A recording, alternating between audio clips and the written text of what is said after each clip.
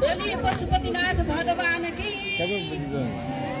बोलिए हात्ती पर्यटन महोत्सव की जय होस्। यहाँहरू सबैको जय होस्। अब यति भनेपछि पाप कटनी भयो। अब रत्तौली गाउने हो हेर्नुहोस् आमा। अब सासू बन्ने गरेका आमाहरूको लागि रत्तौली गाउने हो एकछिनपछि।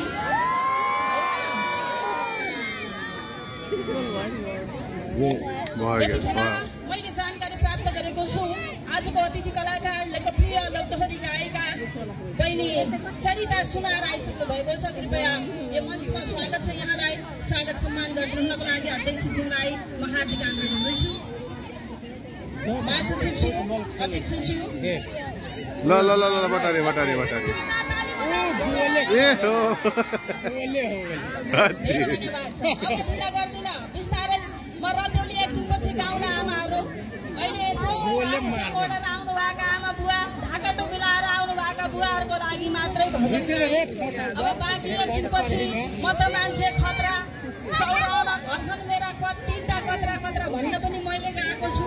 त्यस्तै खालका गीतहरू धेरै प्रकारका गीतहरू गाउँदै जानेछु। ए मायाले आदि खोले मोबाइल त्यससँग नबोली लगायतका धेरै गीतहरू मेरो आवाजमा रहेका गीतहरू छन्। पछिल्लो समयमा यहाँले अत्यन्तै मन पराइदिनु भएको थियो।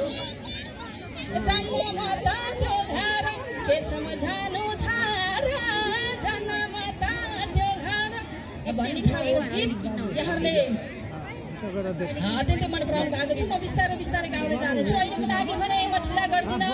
हाम्रो रत्ननगर कला मन्दिरको प्रस्तुति यहाँहरूको माझमा जोड्न चाहन्छु। यो पहिलो प्रस्तुति आजको कार्यक्रमको नृत्य प्रस्तुति, पहिलो प्रस्तुतिको रूपमा जस्मिन चौधरी थारू नृत्यको लागि यो मञ्चमा निम्त्याउँछु। कृपया जोरदार ताली बजाउनुहोस् एकपाली सबैजनाले।